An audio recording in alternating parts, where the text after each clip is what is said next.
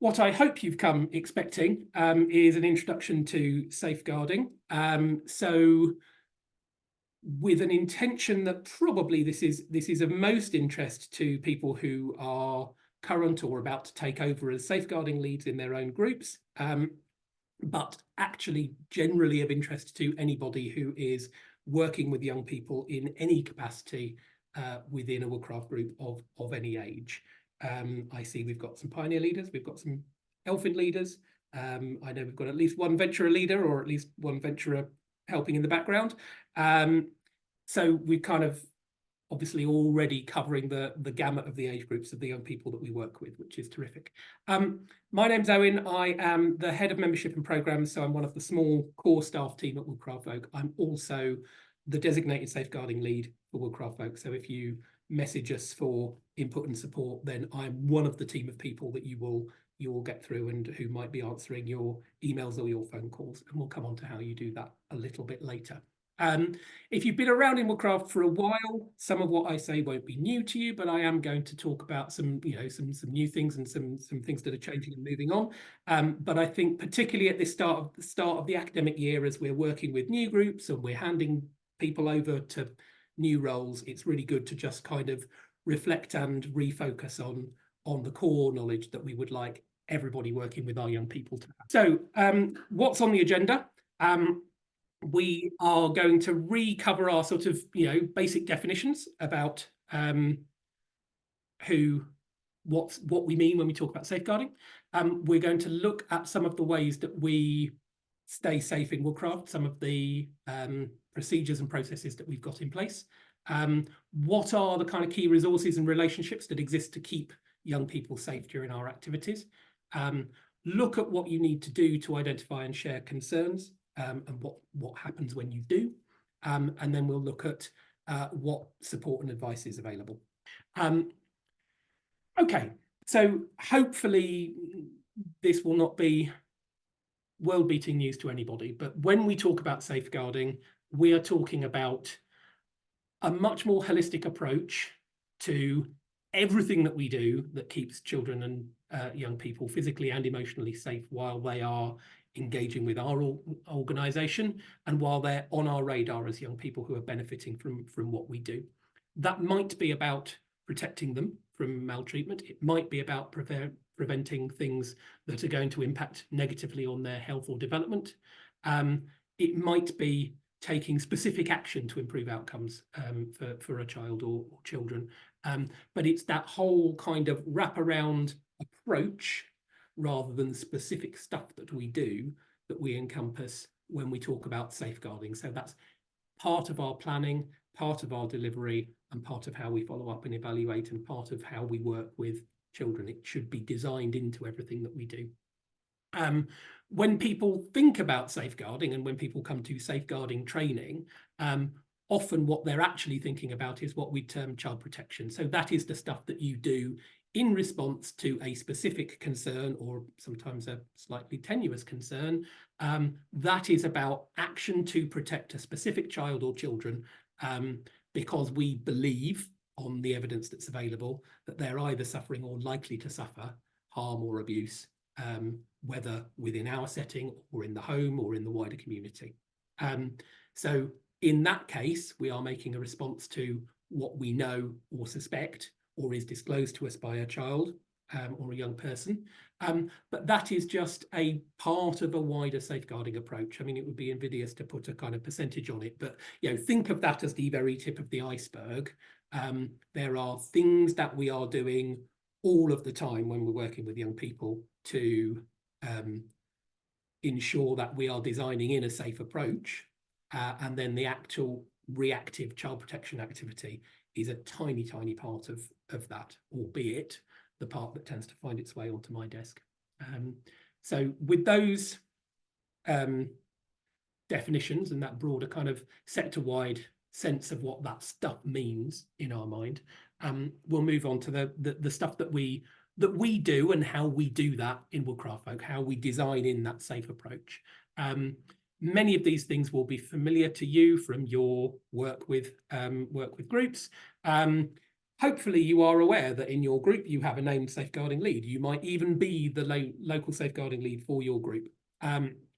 And we will also have always a named lead for the organisation at a UK-wide level. So that's me, supported and assisted by my deputies. So there is a kind of tiered structure so that if you are taking something to a safeguarding lead locally, they've got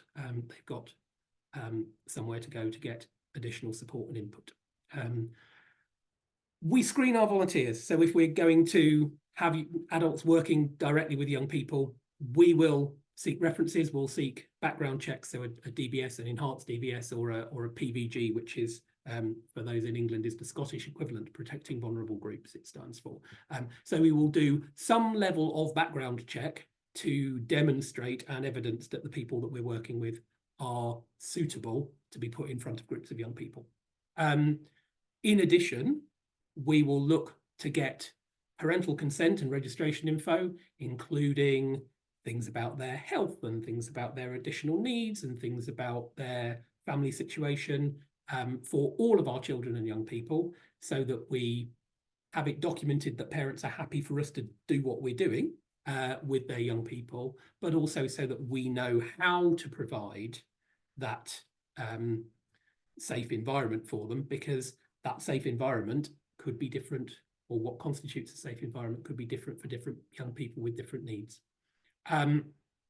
Hopefully, you will all know that it's important to have appropriate numbers of volunteers to work with young people.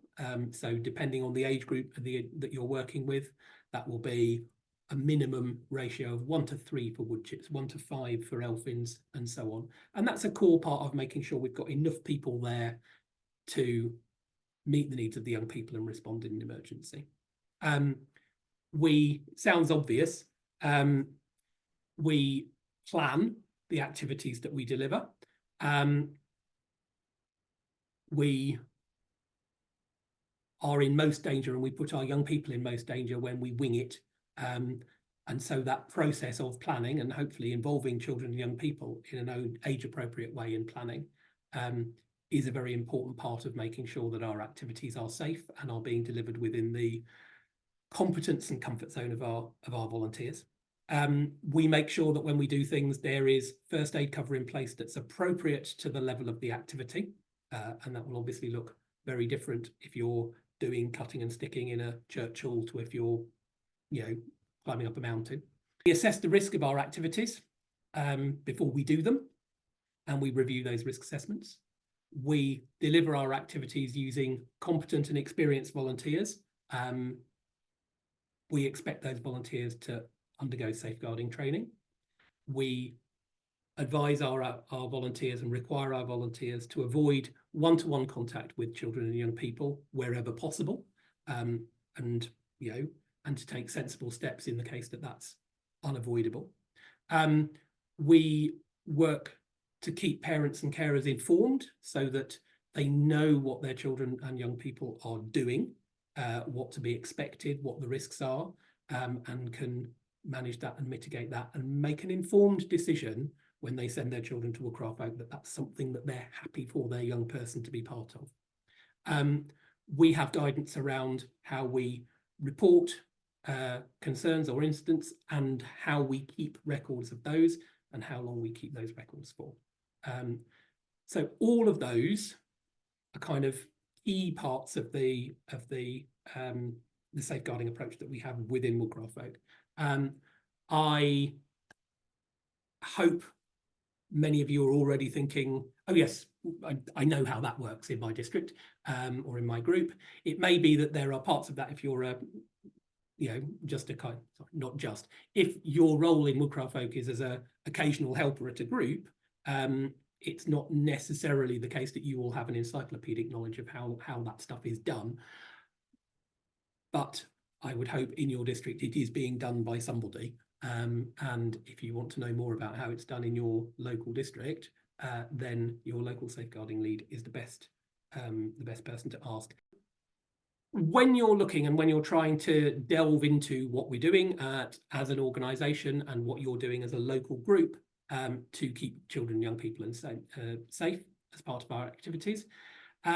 Clearly, going back to the core policies, so our safeguarding policy and our health and safety policy are the kind of the big documents that set that framework under which all of that stuff happens. If I'm honest, they're not a cracking read, and if you read them cover to cover, you would not necessarily know how to keep children and young people safe in your group on a week-by-week basis, because what they are is about setting a standard and a framework. What's going to be of more concern to you as volunteers working within the group is the procedures and guidance that we have that sit underneath that say how we do stuff, but specifically your local safeguarding plan, which talks about how you, in your group, in your district, in your local area, have decided that you're going to make sure that that stuff happens. So to take an example, the policy says it's very important that we keep everybody safe and that we can respond in an emergency. The guidance will say it's really important that there is a way of checking young people in and out of group. The local safeguarding plan will be where we say, and Steve will tick people off on the register as they come through the door and make sure they're handed back to the right adult at the end of the session. So you can sort of see the relationship between those three tiers of documents. If you want to know what we're doing locally, what you need to do on a Thursday evening in your church hall, then the local safeguarding plan is the one to look at. And that's, if you like, that's the kind of the agreed local practice. And that's owned and sort of looked after by the local safeguarding lead, but will belong to everybody. And it's important that everybody's conversant with that. Also, because that covers the sort of the structure, obviously what we do in our sessions differs on a weekly basis, and where we do it sometimes differs on a weekly basis. So the specific risk assessment that covers the range of activities that we do and the range of venues in which we do it is really important. And that's also the key thing to make sure you're sharing the highlights of with the young people, so that they know what's expected of them to keep each other safe. All of that and more you can find through the safeguarding pages on the website, so woodcraft.org.uk/safeguarding. You'll also find a link there to the safeguarding drive. So we're increasingly using a shared drive to store all the files and documents that you might need to have a look at and refer to, rather than putting them on the public-facing website. You will automatically have access to that if you're logged in with a Woodcraft email address or with a Woodcraft Google account. If you don't, you can either ask us to set you up one for your group, or you can ask for your own personal email address to be added to the access list so that you can access the resources in that drive, which particularly if you're a local safeguarding lead, I would strongly recommend you do. Just click the link on the website and it will send an access request to one of the team. Everyone still with me so far? Vague nods, brilliant. That's what we like to see. So I said we talk about a little bit about the key relationships, and this will depend who you are. I'm sort of assuming I'm talking to a mixed group of some kind of group coordinators and safeguarding leads and other sort of rank and file leaders and helpers. Is that broadly correct?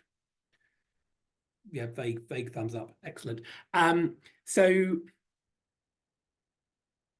if you like, the kind of the leadership team of the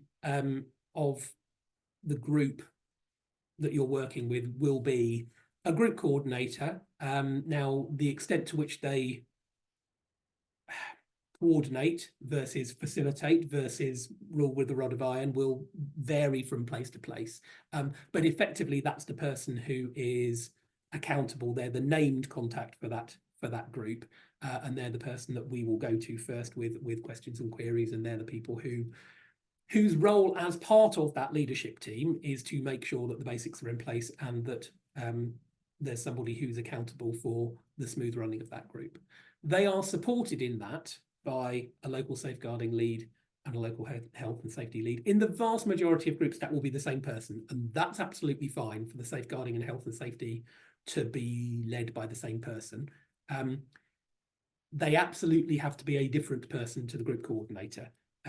Because one of the key things is we need to have an escalation route so that if somebody is deeply, a parent or a child is deeply unhappy with the actions of the group coordinator, there is at least somebody who is slightly independent of that they can go to. I would say it would be in an ideal world that the group coordinator and the safeguarding lead wouldn't be married to each other either or in a relationship, but sometimes we know that that's a challenge when you've got a very small leadership team and lots of bases that need to be covered. But remember that the role of the local safeguarding lead is to be that kind of independent person to whom you can go if you've got a concern that you don't think the group coordinator is acting on appropriately. So as a local safeguarding lead, I would also expect, that you will be having some sort of relationship with me as lead safeguarding officer, whether that's just reading the emails and updates that I send out with changes to policy and so on, or whether it is more because you're regularly in my inbox because you're dealing with constantly with complicated issues at a local level. Another part of the kind of the apparatus of keeping children and young people safe is the membership secretary. So membership secretaries in most groups and districts will be doing that or supporting that role of screening our volunteers, as well as making sure that their membership dues are up to date and so on, and making sure that we're taking references and making sure that we're renewing DBS clearance and so on a regular basis. Often, increasingly, those membership secretaries are also having a role in terms of supporting the induction or the welcoming of young people to the groups and liaising with the parents and making sure they have the core information that they need to know. But again, that varies from place to place. If you're lucky enough to be in a larger district, you may have somebody who either formally or informally has been identified as a volunteer or a training coordinator. The idea of what people need, the knowledge and understanding that they need to keep young people safe is a key part of the training that we offer. And so I would expect those people to be taking a role around keeping children and young people safe in terms of that role of meeting with volunteers, talking to volunteers about their support needs and so forth. And also the volunteers, the carers, parents and the young people also have a key role to play. If you have open lines of communication, if you have good relationships, positive relationships based on honesty with volunteers, with parents, with young people, then you're going to get young people feeling comfortable to share things with you that are concerning them. You are going to find that parents and carers are open with you rather than being defensive and suspicious, which is very much what we're aspiring to. Often we see these young people for comparatively short parts of the week. We're seeing young people for an hour and a half, on a Thursday evening or whatever.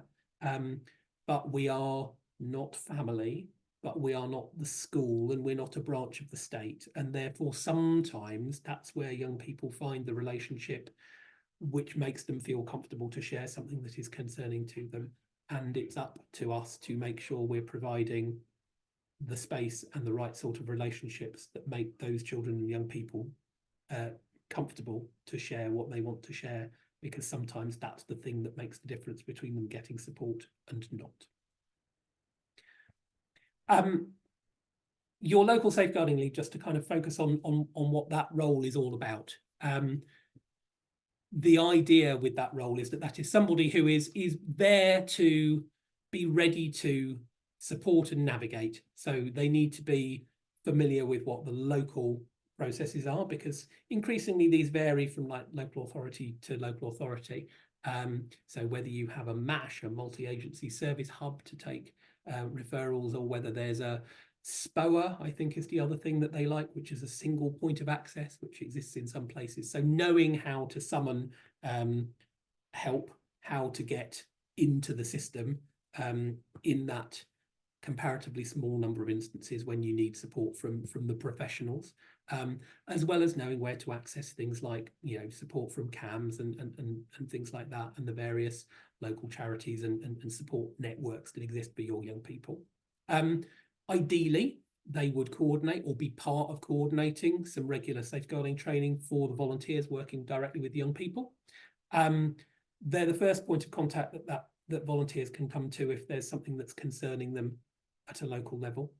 And if that concern is something that needs to be acted on immediately, or acted on to bring professionals in, normally they would be the people that would support volunteers to involve social care locally. We can do it nationally if there's a reason that it's very difficult to, you know, navigate locally, but usually it's better done by somebody local who is closer to the incident or the disclosure that's given rise for concern.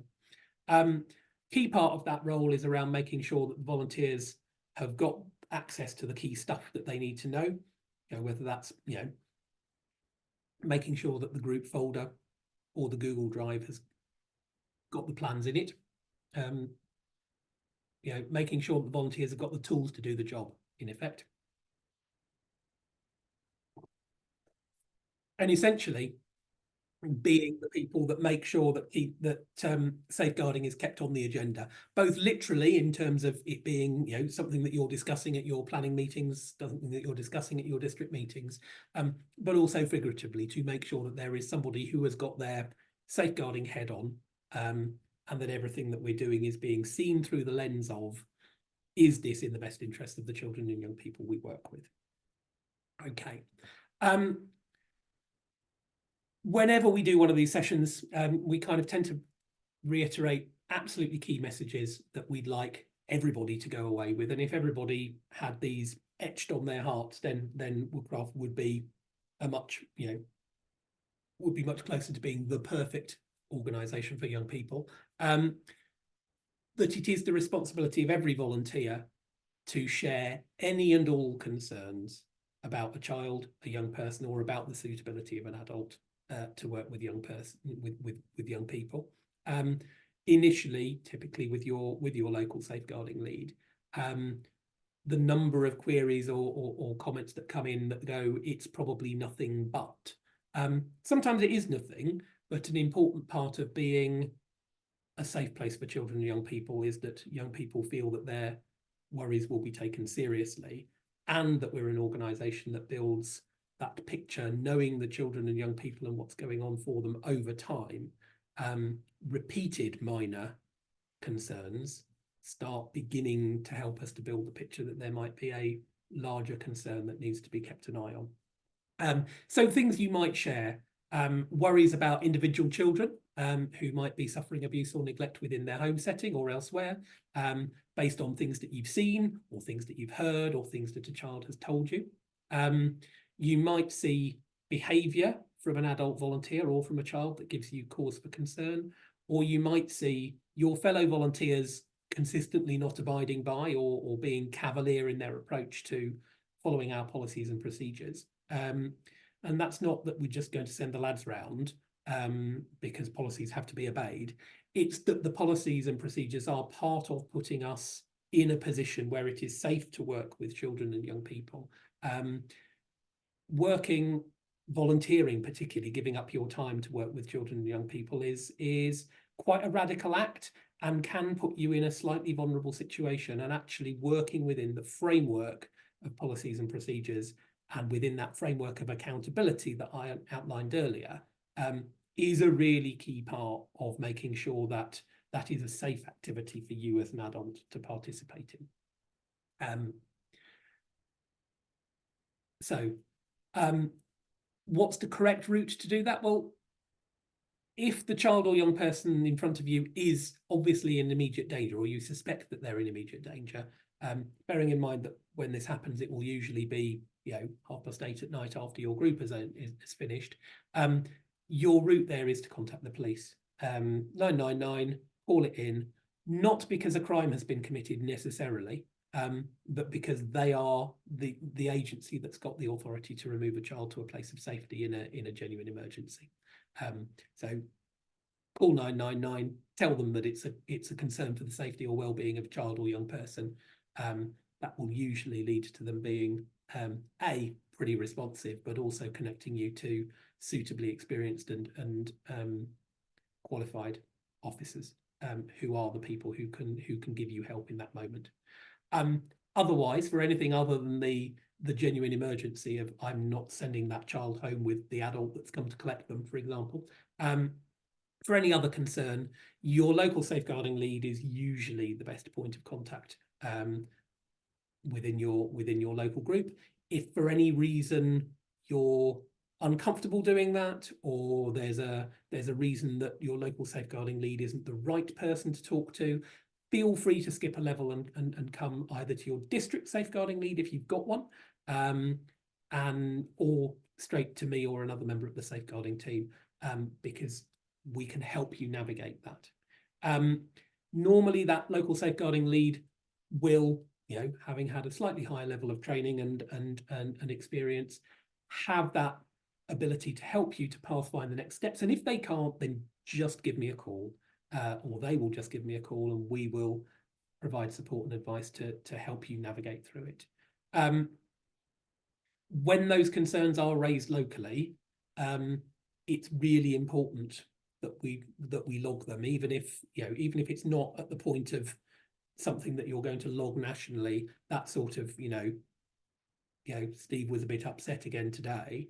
That picture building up over time to the point that it becomes something that is happening often enough, or every other week when he's moving from living with one parent to another, that's the sort of thing that we need to build a picture of over time that helps us to identify when there's something that might need to be escalated. So those informal local records are really important, but also when a threshold is reached, making sure that that those are shared with safeguarding leads and shared with us, so that we can log what the concern was and what action has been taken as a result, so that we can review that we're getting that right across the board, across the organisation. We can learn from the instances that arise in our groups, but also so that we can demonstrate, if asked at some point in the future, that we went through the right process, or we went through an appropriate process as we saw it at the time. Everyone happy with that? More or less. Good. Thank you very much. It's one of those sort of times of the year when it's there's a lot of planning, there's a lot of forward looking going on. So I just thought I might kind of share the kind of, feel a bit like Gardener's World and Gardener's Question Time, and the kind of things you should be doing this week. But around this kind of time of year, I would expect safeguarding leads to be supporting their groups to do a range of stuff. It's a perfect time to, I was going to say dust off. Obviously, these are live and living documents that are never just filed in a folder. But make sure that you're taking a look at your local safeguarding plan, at your risk assessments and things like that, asking yourself, are they still fit for purpose? Are they still right? Are they still proportional? The records that you've got for children and young people and the contacts that you've got for their parents, are they up to date? Now is an excellent time just to get people to review that they're safe and correct. Sometimes needs change, people get diagnosed, formal diagnosis for additional needs. Sometimes as children get older, their parents are now happy for them to walk home after group in a way that they weren't last September, all of those sorts of things. And the other thing that's obviously going on is for some groups, they'll be putting new people in those roles of group leaders, group coordinators, and so forth. With that in mind, it's also a really good time to be thinking about delivering training.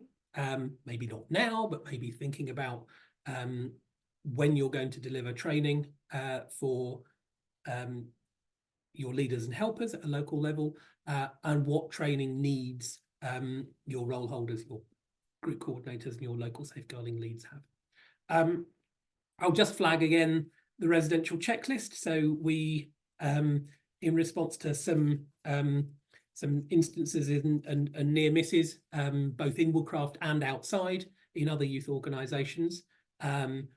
We introduced sort of about 18 months ago now the residential checklist, so that we're asking groups to tell us when they're going away for an overnight stay or a camp in the summer, to go through and literally just tell us that all the basics have been put in place. I'm getting a steady flow of those, but I still am not getting them for every group and district that's going away overnight. That's really important, because it's part of helping us make sure that we're meeting our obligations, that we're satisfying our insurers, that we've got due process in place, and also knowing about the volume of activity that's going on when we've got lots of groups away, and when we might need to make sure that we've got appropriate cover, on the helpline and so on in place. For you as a group, looking back over your last term's activities and your camps in the summer, you'll naturally be doing this anyway, I'm sure, but with that safeguarding head on, thinking about, are there reflections and learnings? Did they all feel safe? Did they all feel appropriate? Were young people happy and supported as part of them? Or were there things that could have gone better? Had we had one more leader? Had we had a meeting beforehand to agree the expectations? Would summer camp have gone better, and so on? So there's all of those sorts of things that you can be reflecting and learning on whilst those previous activities are still safe, still fresh in the mind, and with a view to the fact that many of you will hopefully be coming to Camp 100 next summer, and also potentially getting some people even joining your organisation, joining your group locally now, who would like to come to Camp 100, making sure that you're getting on top of that volunteer screening now and saving yourself a job come May, because thinking back to Common Ground in 2022, there were still an awful lot of people booking on in May with no DBS in place, and the minute summer holidays start looming on the horizon, DBS checks seem to slow down to a halt, and we were scrabbling around very last minute. So I'd love to see that, groups getting ahead with that. Sean asks, where is the residential checklist? We will put a link to it when we post the video from this and post the slides, and we'll make it clicky. But if you go to our website, and if you go to the bit in the top right hand corner that says for groups and districts, or groups and volunteers, I've forgotten what it says, in there's a whole section on that drop down menu called residentials and camps, and if you click that, it's on the front page of that section, on top of lots of other advice and guidance about how to do residentials, from everything from food to sleeping arrangements to planning, to there's now a little kind of 2-page guide handout thing for taking volunteers away, coming to their first Woodcraft residential, which people are saying is quite helpful to help people understand what to expect. But we will make sure that there's a link on the page when we post the video as well. I'm also you will possibly, if you've been around for a while, you will remember previously we had a little safeguarding pocket guide. We have updated and rebranded that, and we will be relaunching that again in this safeguarding newsletter. So you've heard it here first. That's what it looks like. The idea with that, and I actually have printed one out here, so we're going to have a little bit of show and tell. The idea with that is that it's got all the kind of key information in, and if you fold it up, and if you cut a little hole in it there in the middle, like that, along the centre line, then what you get is something that can fold up into a little booklet. And so you have a little 8-page booklet, which you can keep. If you're old school like me and Elaine, you can put it in the top pocket of your folk shirt. But, so people have got a kind of cut out and keep guide. The idea is that with that, it's got all those sort of things that people keep forgetting the precise numbers of and asking me, like, how many volunteers do we need to run a session? Or how do I get in touch with the safeguarding teams? There's space for you to put local contacts, so to give to volunteers and say, your local safeguarding lead is Sean or whoever. But also on the inside of that, if you unfold the thing, there's a summary of that, the adult code of conduct, so that you know, the expected standards of behaviour that we have of our volunteers.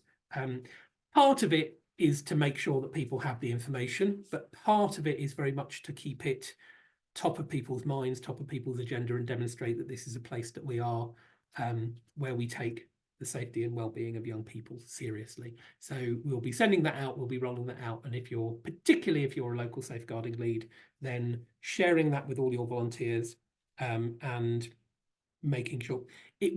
Sometimes it's really helpful just to kind of use a scenario or two that runs through kind of testing that thinking and applying what we've just talked about in practice. You could encounter concerns that are about home circumstances or family life of one of your children or young people. You could come across child-to-child abuse within your group setting.